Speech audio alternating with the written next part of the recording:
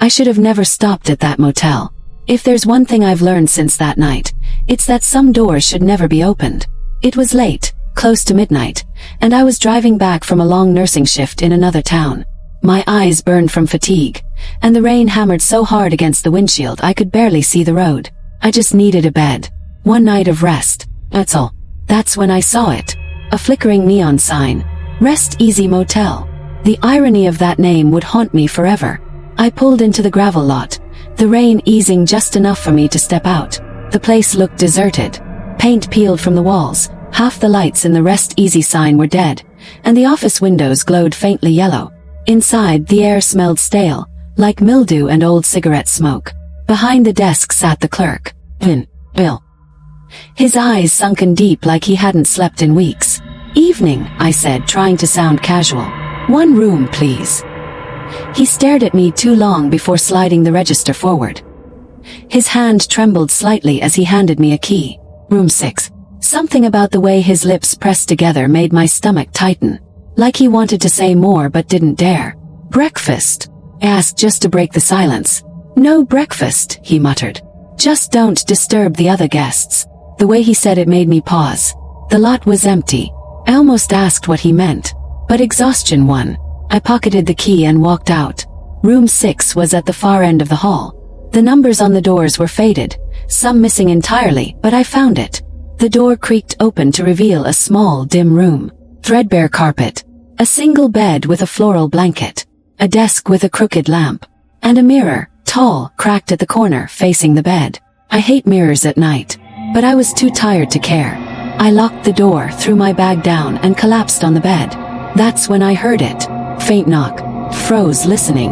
The rain outside had stopped, and the whole building seemed unnervingly quiet. Another knock, this time from inside the room. My heart jumped. I sat up, scanning the walls. Then I realized it was coming from the bathroom. I inched toward the bathroom, my feet sinking into the damp carpet. The light inside flickered weakly as I pushed the door open. The sink dripped steadily. The shower curtain swayed though no air moved. I pulled it back in one sharp motion. Nothing. I exhaled, embarrassed at myself. Just nerves. Just exhaustion. That's when I saw her. In the mirror above the sink. A girl standing behind me. Pale skin. Black hair hanging wet over her face. Her dress. An old hospital gown torn at the seams. I spun around.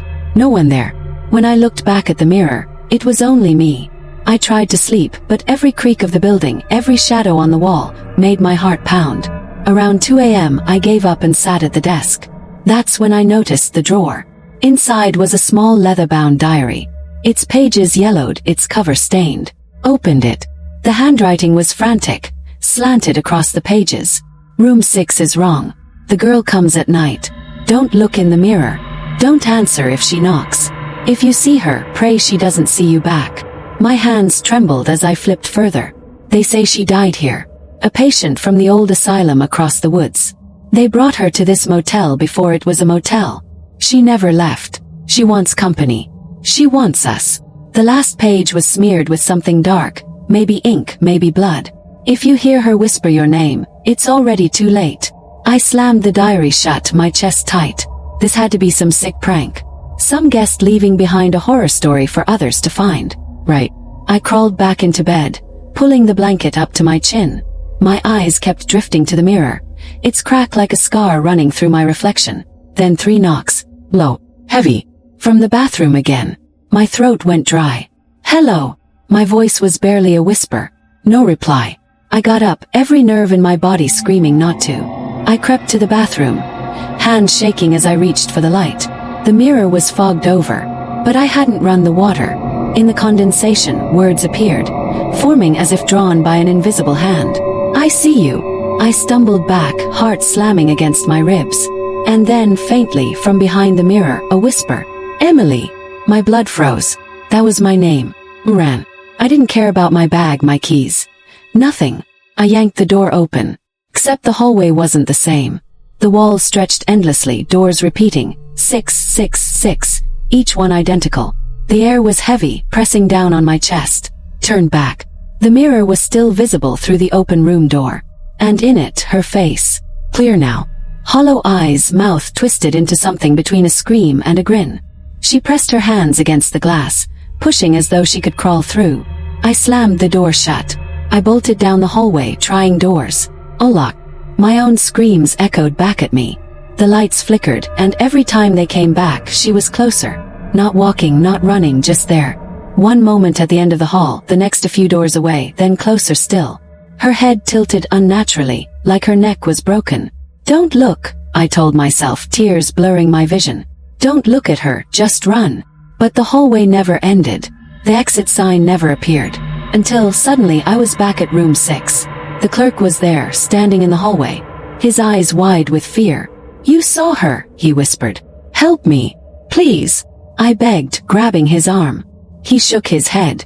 I can't. She chooses. Room 6 always takes someone. What do you mean? She needs company. That's the rule. Someone has to stay. That's the only way the rest of us are safe. The realization hit me like ice. He hadn't given me room 6 by accident. I was chosen. And as he backed away, fading into the shadows, I heard the knocking again. Louder. Closer. Desperate, I rushed back into the room and grabbed the desk chair. I hurled it at the mirror with a scream. Glass exploded across the floor. For a moment, silence. Relief. And a hand. Pale and wet, crawling through the shattered frame. Then another. Then her head, forcing its way out. Jagged glass tearing her scalp but not slowing her down. I froze, paralyzed by terror as she dragged herself into the room. Her voice was a rasp, broken and wet. Stay with me. I don't remember what happened next. Maybe I fainted. Maybe she pulled me through. All I know is that when I opened my eyes, it was morning.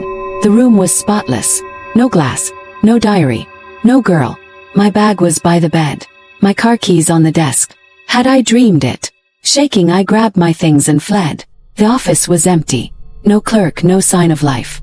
Just the faint buzz of the neon sign outside. I didn't stop driving until I reached the city. I told myself I'd forget. That it was just exhaustion, stress, and overactive imagination. But last night, 5 years later, I heard it again. Knock. From my bathroom. And when I looked in the mirror, she was smiling.